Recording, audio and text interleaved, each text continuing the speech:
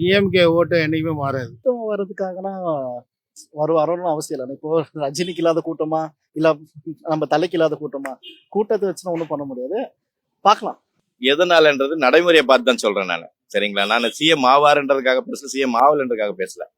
இன்னைக்கு என்ன நடைமுறை? எல்லாருமே ஒரே மாதிரி இருந்துட முடியாது, எல்லாருமே சிஎம் ஆயிட முடியாது. இருக்கா உண்மையா இல்லையா? சிஎம்னா அது ஒருத்தர் தான், நம்ம தளபதி மு.க.ஸ்டாலின் தான். சரிங்களா?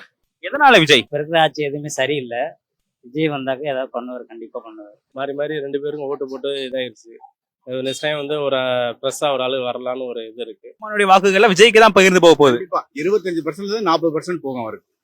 ஏன்னா இளைஞர்கள் பூரா அந்த பக்கம். ஒரு அறிவு சார்ந்த மக்கள் வந்து கண்டிப்பா வந்து சீமானத்தையும் போடுவாங்க. சீமானுக்கு மேல விஜய் தான். இப்போ டிஎம்கே அடுத்து ஏடிஎம்கே எதுவுமே கிடையாது, விஜயோட தான். ஸோ ஸ்டாண்டர்டா அவர் மெயின்டைன் பண்ணுவார். மேபி இந்த டைம்லாம் நெக்ஸ்ட் 5 இயர்ஸ்க்கு அப்புறம் ஷுவரா விஜய் வரதுக்கான சான்ஸ்.